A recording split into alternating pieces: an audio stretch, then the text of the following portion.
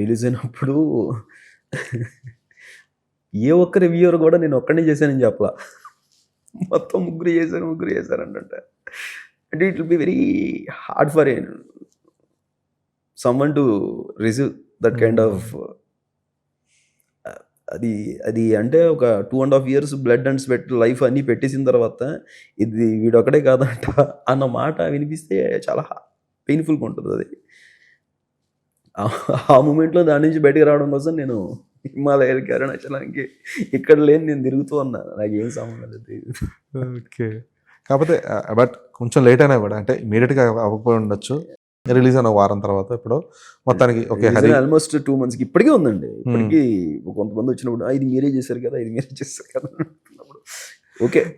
But అంటే అప్పటికి ఒకరు అంటే మీరు శ్రీనివాస్ గారి ముందు పాడడం వల్ల గానీ లేదంటే ఆ బ్యాక్‌గ్రౌండ్ స్కోర్ ఎలివేట్ అవుతూ ముఖ్యంగా ఆంజనేయ స్వామి వచ్చినప్పుడు ఏదైతే బ్యాక్‌గ్రౌండ్ స్కోర్ వచ్చిందో దానికి అసలు బీభత్సమైన రిసెప్షన్ వచ్చిన తర్వాత అందులోనూ స్పెసిఫిక్‌గా ఓన్లీ 2 తెలుగులోనే మంత్స్ తర్వాత తెలిసిందండి. క్రమేపీ మెల్లిగా అంటే తెలుగులో కాదు అసలు నార్త్‌లో అయితే ఆ బీజీఎం వచ్చినప్పుడు ఇంక అసలు అందరూ జై శ్రీరామ్ అనుకుంటారు అసలు.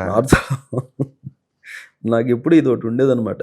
నేను ఎక్కడికైనా వెళ్తే నా మ్యూజిక్ ఎప్పటికైనా వినిపిస్తదా అని. నేను తర్వాత హిమాలయాలో ప్రతిసారి వాళ్ళు రఘునందన పెట్టుకుంటా చాలీస్‌లో పెట్టుకుంటుండే.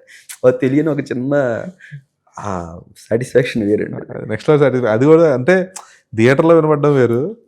అక్కడ అందులోనూ వాళ్ళు రెగ్యులర్‌గా వినే శ్లోకాల మధ్యలో మీ మ్యూజిక్ అనేది ఉండడం అనేది నిజంగా అదొక అచీవ్‌మెంట్ అది. అవునండి.